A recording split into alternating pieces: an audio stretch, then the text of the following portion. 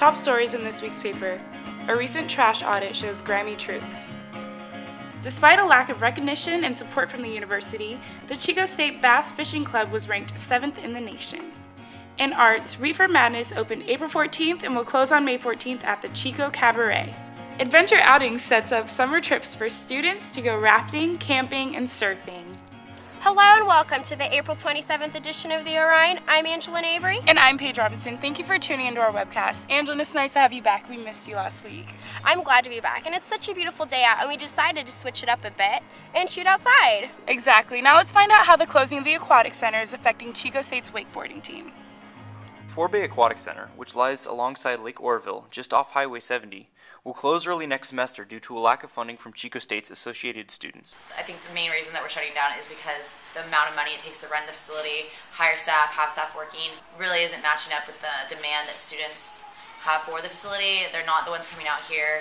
I think the main reason is that we're 20 minutes away and a lot of people on campus don't really know about us. This closure is threatening to wipe out Chico State's national championship winning wakeboard team, which uses a boat owned by the Aquatic Center to practice for competition. We got a grant through the school to get this boat.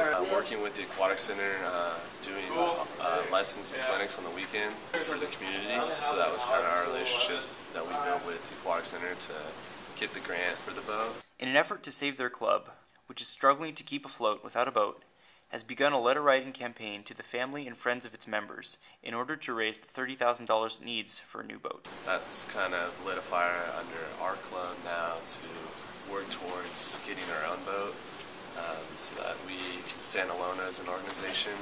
Instructions that detail how students can donate to the team are online at www.chicowakeboardteam.com. Now here's Lexi Brister with the O-Face.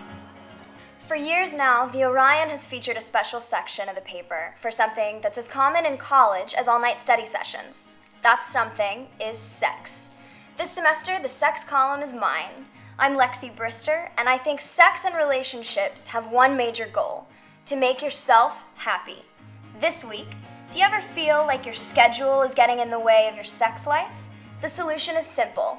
Have sex when and where you want. If the mood strikes, make it happen, even if you have to mix it up a little bit when it comes to location. For more, check out this week's O-Face. Now here's August Walsh out on the streets for this week's Peace of Mind. This is August Walsh trying to figure out whether students want a longer winter or summer vacation and whether or not the administration should cut a couple weeks off the winter vacation and add it on to summer. I like it how it is right now. I'd prefer a longer winter vacation because I feel like summer's pretty long as it is. I would say longer winter, mainly because it's more time to stay indoors, not do anything, and go see family. I get bored over the summer. I think winter vacation gives you time to spend time with family. Less than 5 weeks is really too less to work at all if you're trying to pay the bills. I say winter because that way you can have more time with your family. I think a longer summer will help if you're taking either, I guess, online courses or if you're doing an internship so you can get ready for the classes. Summer. Definitely summer. There's much more to do. Theme parks. Just chill. Road trips. Oh, road trips. Yeah, 3 weeks winter. 3 weeks is perfect. Add 2 weeks to summer. A little longer summer would be cool, but I think it's better 5 weeks for winter break. Student veterans returning from deployment can find a little bit of comfort in the Veteran Affairs office. Let's find out more in this clip.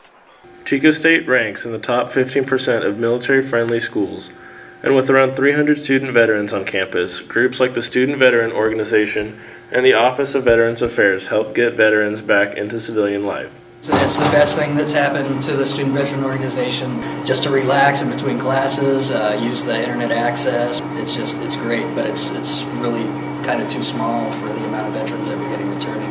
It's a spot where you can come in, it's going to be surrounded by other veterans. You know, sometimes it's people that have come right back from being in country, sometimes it's folks that have been veterans, 20, 30 years and are picking up college later in life. Have refreshments, we have TV in there, video games, things that we can do to sort of take the edge off of a hard day or what have you. And it's nice to feel like you have a little bit of a slice of the military still here. I was in a combat situation in Iraq taking fire. Not being surrounded by people that showed that common experience was really hard for me to come out of my shell. And I got a job working here in the Office of Veterans Affairs and Customer Service, which kind of helped, help me open back up and get back to normal. Up next, here's sports. Hi, I'm Allie Colosky with sports. This weekend in softball, Chico State finished with a 20-12 record after splitting their final series of the season against Cal State Monterey Bay. The Wildcats needed one win to secure a berth in the CCAA tournament, and they came out swinging Friday night, winning 11-1. Jessica McDermott picked up her 8th win of the season after shutting out the Otters for 10 innings en route to a 1-0 victory. The Wildcats are seeded number 3 headed into the CCAA tournament. They take on number 2 seed Sonoma State 7 p.m. Friday in Stockton. For these stories and more, be sure to pick up a copy of the Orion. You can find them all around campus. Also, check us out on Facebook and theorion.com. We'll see you next time. Hi, this is Jeb Draper. This is August Walsh. And we're here with the weather.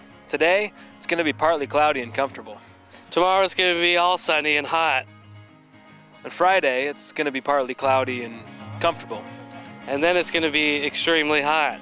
And on Sunday, just like it should be, it's going to be sunny. And hot.